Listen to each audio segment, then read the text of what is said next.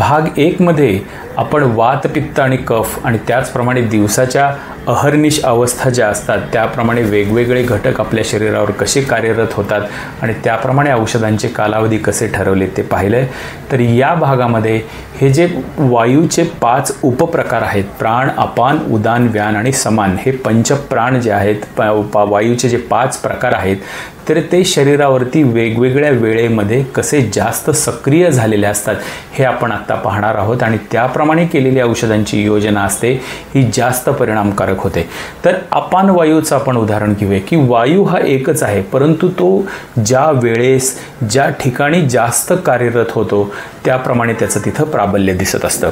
तर विशेषतः आपला जो कमरेचा जो भाग आहे किंवा नाभीच्या अधोभाग ज्याला म्हणतात, हा भाग जो आहे हा अपान वायूच्या क्षेत्रामध्ये येतो. त्यामुळं मलमूत्र निष्क्रमण, गर्भ निष्क्रमण किंवा रजाचं निष्क्रमण यासारख्या ज्या गोष्टी असतात किंवा मूत्रपिंडांचं जे काम आहे, ह्या सगळ्या गोष्टी या अपान वायूच्या प्रभावाखाली येत असतात. त्यामुळं या अवयवांच्या रिलेटेड जे काही कार्यात्मक रचनात्मक विकृती असतील त्या संदर्भातली औषधं जर आपण अपानकाली जर दिली तर ती जास्त परिणामकारक होतात. अपानकाल म्हणजे जेवणाच्या जस्ट आधी, जेवणाच्या आधी जे आपण औषधांची योजना करतो की हे औषध तुम्ही घ्या आणि जेवायला बसा, हे जे आपण सांगतो याला अपानकाल म्हणतात.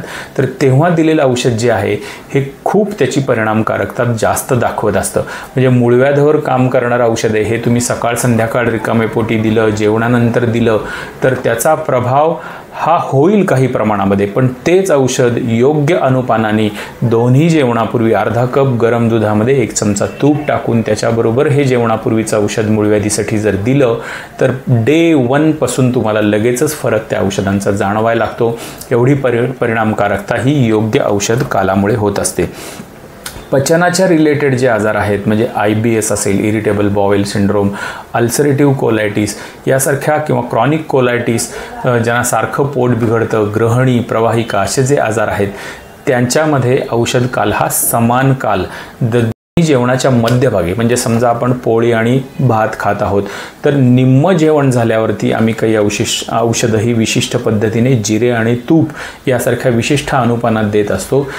त्या औषध देण्याचा जो कालावधी आहे त्याला समान काल म्हणतात. त्यावेळेस दिलेलं औषध, कारण त्यावेळेस आपला अग्नी जास्त प्रदीप्त असतो आणि जसं एखादा यज्ञातला अग्नी आहे त्याला तुपाची आहुती जर दिली तर अग्नी हा जास्त प्रज्वलित होईल. त्यामुळे तो जेव्हा कार्यरत आहे अग्नी त्यावेळेस दिलेलं जे औषध असतं जेवणाच्या मध्यभागी दिलेलं ते औषध अग्नी प्रदीप्त करण्यासाठी आणि पर्यायाने तो कोलायटिससारखा आजार घालवण्यासाठी अतिशय उपयुक्त पडत असतं. त्यामुळं मुतखड्याची औषधं असतील किंवा वंध्यत्वाच्या रिलेटेडची औषधं असतील, ह्या सगळ्या औषधांचा कालावधी किंवा पिरियडच्या बाबतीतले किंवा लैंगिक काही आजार असतील या बाबतीतले सगळ्या आजारांची औषधं ही जेवणापूर्वी दिली जातात. ही गोष्ट आपण लक्षात घेण्यासारखी. याला एक उपमा देऊन जर तुम्हाला जर उदाहरण समजून सांगायचं असेल तर एखादा शिकारी झाडावरती बसलेला असतो, त्याने धनुष्यबाण तयार ठेवलेलं असतं. तो हरिण येताना पाहतोय की त्या हरिणाची शिकार कधी करायची, पण तोपर्यंत त्याचा बाण सोडत नाही जोपर्यंत ते हरिण पाणी प्यायला तलावापर्यंत येत नाही. कारण काय की जेव्हा शिकार त्याच्या टप्प्यात येते त्यावेळेस त्यांनी जर बाण मारला तर तो अचूक निशाणा साधला जातो. तसे दोष हे जेव्हा त्यांच्या परमोच्च अवस्थेमध्ये कार्यरत असतात तेव्हा त्याच्यावरती औषध योजना जर केली तरी ती अचूकरित्या काम करते. त्यामुळे तो काल साधणं हे महत्त्वाचं असतं. आता व्यान काल जो आहे, व्यानाचं व्याख्याच करताना सांगितली की कृत्स्न देहचरहा, म्हणजे पूर्ण देह ज्याने व्यापलेला आहे तो म्हणजे व्यानवायू.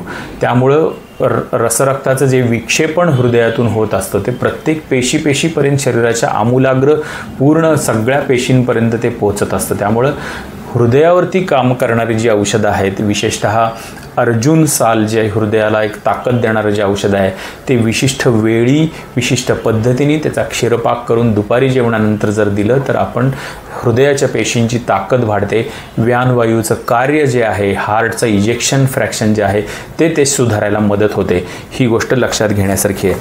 आणि जाता जाता तुम्हाला सांगतो की याच्यावरती एक रिसर्च पण झालेला आहे. हा औषधी कालासंदर्भातला नाही आहे, पण अर्जुन साल हे औषध डॉक्टर त्रेहन म्हणून ज्यांचं मोठं हॉस्पिटल आहे गुरगावमध्ये, तर त्यांनी याच्यावरती रिसर्च केलेला आहे की जेव्हा बायपास किंवा एन्जिओप्लास्टी केली जाते, हृदयविकारातून पेशंट बाहेर येतो, तेव्हा त्याचं रिहॅबिलिटेशन लवकर व्हावं, हृदयाची ताकद लवकर प्राप्त व्हावी, यासाठी त्यांच्याकडे त्यांनी क्लिनिकल ट्रायल केलेले आहेत. आणि त्यामुळे नुसतं आधुनिक औषध देण्यापेक्षा आधुनिक औषधांच्या सोबत जेव्हा अर्जुन क्षीरपाक दिला तर त्या पेशंटची हार्टची रिकव्हरी ही लवकर झालेली दिसून आलेली आहे. ही सुद्धा गोष्ट मला इथं नमूद करावीशी वाटते. उदान यस्तु योजयेत ऊर्ध्वम, म्हणजे जो ऊर्ध्व दिशेने कार्यरत होत असतो तो म्हणजे उदान वायू आहे. तर उदान वायूची कर्म जी आहेत किंवा कोणकोणत्या कर्मावरती हा उदान वायू प्रभाव पडत असतो, तर वाक प्रवृत्ती म्हणजे बोलण्याची जी आपली शक्ती क्षमता आहे, प्रयत्न म्हणजे आपले एफर्ट्स किंवा ताकद जी असते, ऊर्जा, बल, स्मृती, या ज्या सगळ्या गोष्टी आहेत, वाक्प्रवृत्ती, प्रयत्न, ऊर्जा, बल, वर्ण, स्मृती, क्रिया, म्हणजे शरीराला येणारा जो वर्ण, आभा, प्रभाव असतो, या सगळ्या गोष्टींवर उदान वायू काम करत असतो. त्यामुळं ही कार्य जेव्हा अफेक्ट झालेली असतात, म्हणजे विशेषतः लहान मुलांना कधीकधी काही वेळेस लवकर बोलता येत नाहीत किंवा शब्द बाहेर पडत नाहीत, बोबडं बोलतात, तर यावेळेस उदान कालामध्ये दिलेली औषधं, उदान काल कधी असतो, हा रात्रीच्या जेवणानंतरचा हा काल जास्त कार्यरत असतो, त्यामुळे त्यावेळेस दिलेलं औषध हे जास्त उपयोगी होतं. त्याचप्रमाणे काही लोकांना डिमेन्शिया, विस्मरण यासारख्या आजाराची औषधंसुद्धा उदानकाली द्यावीत. त्याचप्रमाणे अनड्यू फटीग म्हणजे काहीही कारण नसताना थकवा येणे, उदास वाटणे, डिमेन्शियासारखी लक्षणं, शक्ती निघून अंगातली गेल्यासारखी वाटणे, सगळा आहार व्यवस्थित आहे, सगळं व्यवस्थित चाललं आहे, पण विनाकारण थकवा येणे, कुठल्याही गोष्टी करायचा उत्साह न राहणे, तर हे तुमचा उदान वायू बिघडल्याचं लक्षण आहे. त्यामुळं उदान कालामध्ये दिलेलं जे औषध असतं रात्रीच्या जेवणानंतर, तर ते बरोबर ही लक्षणं सगळी दुरुस्त करण्यासाठी सक्षम होतं. स्वप्नकाल म्हणजे ऊर्ध्वजत्रुगत आजार जे आहेत, या सगळ्या आजारांसाठी काम करणारा जो औषध आहे तो देण्याचा काल म्हणजे स्वप्नकाल. रात्री झोपताना औषधं देणं, मग कानाची औषधं असतील, डोळ्याची औषधं असतील, मेंदूची औषधं असतील किंवा गंधज्ञानाच्या संदर्भातली औषधं असतील, ही सगळी औषधं जर स्वप्नकालामध्ये आपण जर दिली, म्हणजे रात्री झोपताना जर दिली, तर ती आपल्या खांद्याच्या वरचे जे वायू कार्यरत असतात त्याच्यावरती ती औषधं काम करतात आणि यावेळेस दिलेली औषधं जास्त प्रभावीपणे आपला परिणाम दाखवतात.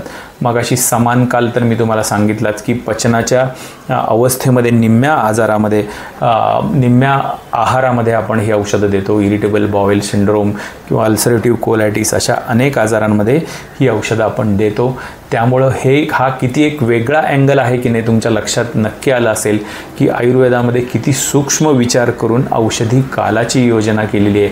तर आपण जेव्हा आयुर्वेदिक औषधं घेत असाल तेव्हा आपल्या वैद्यांना, आपल्याला अर्थात ते वैद्य आपल्याला योग्य वेळी देतील, पण अशी औषधं जर आपल्याला कोणी दिली योग्य वेळेत तर त्या वैद्याचा तुम्ही जरूर आदर करा आणि त्यांच्या सल्ल्याप्रमाणे त्या वेळेस ती औषधं घ्या आणि तुमच्या आजारावरती विजय मिळवा. धन्यवाद.